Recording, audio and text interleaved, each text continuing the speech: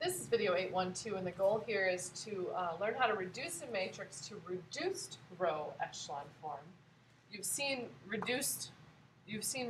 row echelon form, but now we're going to talk about reduced row echelon form, and this is called the Gauss-Jordan elimination method. And it, once again, is another strategy to solving systems. So there's numerous. You just saw one yesterday, you're seeing another one, and you're going to see another one before the end of this unit, one that you actually saw in Algebra 2.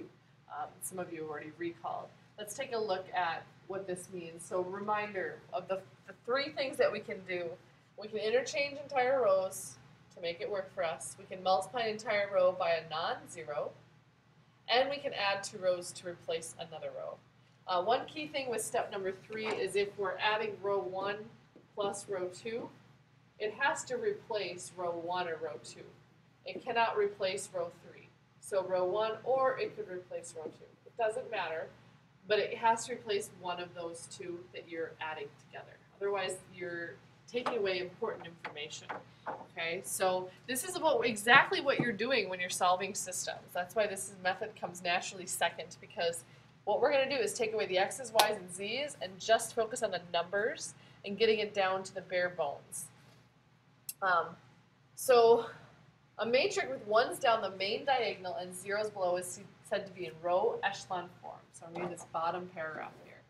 We use row operations on the augmented matrix to get it there, and this is exactly the same method you're using when you're doing elimination. So remember, row echelon form, that's the form with ones down the main diagonal, zeros out in front, and then we have some numbers, A, B, C. There's our augmented matrix. E, F, G. Oops, forgot D. Oh well. It looks something like this. So the ones are key here with the zeros to the left. Now the next method we're going to see here is the Gauss-Jordan. And this is called reduced row echelon form. And this is where we actually go farther and we get all the way to the point where we have ones down the diagonal and zeros everywhere. Notice the zeros are everywhere here. So remember, we took this from bare bones. And we took this from equations that had x, y's, z's equaled something, and we added them up. Well, this is now, if we get it to this form, think about what we have. We have 1x equals a. That's what the first line, the first row, describes. The second row says y equals b. And the third row says z equals c. And that's what's nice about reduced row echelon form. So if we can work with these matrix operations and get it all the way down to this form, we are seeing the solution. We're going to get to the right solution. So it's really important that we understand what's going on and why we're doing it. Otherwise, you'll forget the process and you'll never be able to solve these problems using these fancy methods. So let's take a look at an example. So we're going to solve it using row operations, and we're going to first start by setting up our matrix.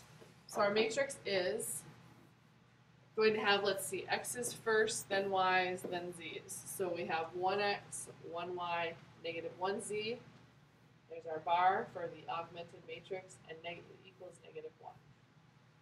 And the next one is 4x's, negative 3y's, 2z's, equals 16. And then 2x, negative 2y, negative 3z equals 5.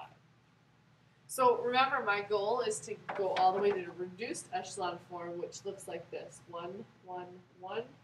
All of these are zeros. There's my equal sign, A, B, C. And this is different than what you've probably learned in the past about using matrices, but it is one method that we can use. So let's take a look at how we're going to get there. I want to focus, doesn't matter what I use to do these things, but let's start by trying to get zeros out in front here for the second and the third row. Notice the first row is really nice. It already has a 1 right there. So far that one's halfway there. It's got the 1, now we need the zeros. We'll worry about the zeros a little bit later, and you'll see why. So let's take care of, let's use the second and third row. Let's do row 2 plus negative 2 times row 3. And let's turn that into row 2. So that will make it a 0 in front for row 2. And then we'll do something similar. We're going to take row 3, and we're going to add -2 times row 1. I don't know, just get rid of that 2 right there. And if I double this one, then I'll get rid of that. It just seems like smaller numbers. That's why I chose this one instead of using, I can't use the same for the 2 above. I have to replace it with something different. So this is going to give me row 3. Usually we use capitals to talk about our result. So let's do these operations. Let's take a look here. So if I want to replace row 2 here, I said I wanted to double -2 times row 3. So I'm going to have -4, 4, 6, -10. Times everything by -2. And I'm going to add that to row 2 to get my new row 2. So my row 1 is going to stay the same. It's just going to hang out and wait for a moment. I'm going to replace row 2, though, with the result of adding the original row 2 with my altered row 3. So I'm going to get 0, 1, 8, and 6. Now I'm going to do row 3 plus -2 times row 1. So let's see, I'm going to turn that into row 3. So let's see, -2 times all of this stuff will give me the following in blue. And now I'm going to add that to my bottom row. And I'm going to get 0, -4, -1, and then that gets 7. I'm liking this so far, because what's happened here is I get this 1 right here, and that's also one step closer. I've got my zeros, and I happen to get a 1 right there. So I'm liking that in the second row. Now, if I had happened to put that in the third row, I would probably want to switch that, and that's that first legal move with matrices. So I've got one new matrix. Now I want to think about an operation to keep going in the direction that I want to go. It looks like if I want to focus on getting this to be a 0.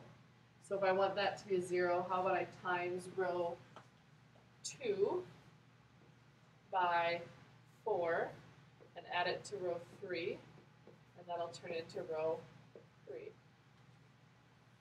Okay, because then I will have a 0 there. Key thing here is I do not want to do row 3 with row 1, because then I would just create a 1 right here. So it's really important to use these 2 rows to keep going and just let row number 1 hang out and wait. Okay, row number 1 is just going to wait a little while longer. So let's take a look here at what's going to happen with row number 3. Okay, so I'm multiplying this row by 4, so I'm going to get 4, 32, and 24. And then we're going to add them with the third row. So the first row is just going to stay the same. The second row is going to stay the same. But I'm going to add that altered second row with the third row. So I have 0, 0, 31, and 31. Because I did 1, -1 plus 32, 7 plus 24. And that's my resultant from that operation.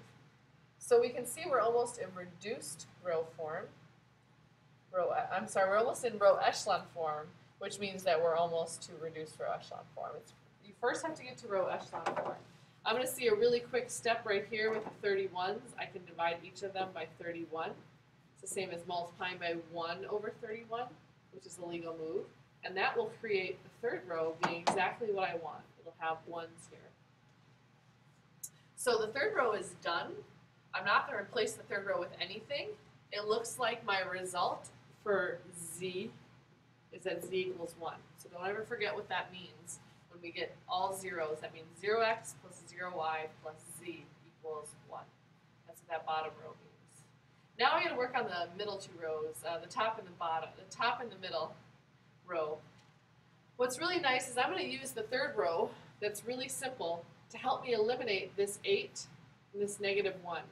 Because by adding the third row to either of those, I will always be adding 0 in the first two columns, which means it won't alter what's already there that I don't want to change. So for instance, to get the second row, I'm going to do the -8 times row 3, add it to row 2, and that's going to give me a simplified row 2, because it will get rid of the 8 here, but it will not change the 1 or the 0 here. And I don't want to change those. I'm happy with those where they are.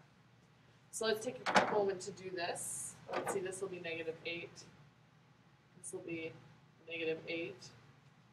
And when I add them together, I'm going to leave the bottom the way it is. I'm going to add them together, and I'm going to get 0, 1, 0, -2. It's like my second row is done. Okay. Now think about what I can do to get the third row, to get the first row better. To get the first row, I'm going to I'm just going to add the 2. I'm going to add row 3 plus row 1, and that will give me a row 1 that's more simple, because the 1 here and the -1 here will disappear. So it's going to give me 1, 1. Those will stay the same, but this will become a 0, and actually this will become a 0 as well. I'm not quite there yet. I need to get rid of this last number 1 right here. And so I'm going to do that by adding a negative of the row 2. So my final step is to add row 1 plus a negative row 2 to get my new row 1. And that's going to give me my final result. 1, 0, 0. See, this will be +2, so it'll give me 2 here. And then 0, 1, 0, -2, 0, 0, 1, 1. So there's my result. And once again, your answer, of course, is not just this fancy matrix. Your answer is x equals 2, y equals -2, and z equals 1. Because the first column represents x, the second is y, and the third is z. So that means x is 2, y is -2, and z is 1. So all this is exactly what you would have done using elimination, but it just gets rid of a lot of the messiness and it organizes it in a cleaner fashion, which of course we know mathematicians appreciate shortened ways to do things, just like we saw with synthetic division. So let's take a look at these checkpoints that you're going to work on. Try to perform just a simple operation. This operation is written a little differently than what I do, but they're saying times row 1 by 4, add it to row 3, and replace row 3 with that. So start by writing it as an augmented matrix, and then try that operation. So it's just one step, see if you can do it. Then see if you can get through and solve this one. Okay. Notice there's some terms missing. When it's missing, we call it a 0. So there's 0 x's here, for instance. So you put a 0 in your matrix. That should be helpful. Zeros are our friends. Our goal is to create a matrix with a lot of zeros, ones down the diagonal and zeros everywhere else, except for, of course, our solutions. So see if you can work through this matrix here. It's got some zeros already. Use that to your advantage. And work through and try to simplify it out until you get reduced row echelon form. Bring your questions into class and let me know if there's any more questions you have about matrix operations so far.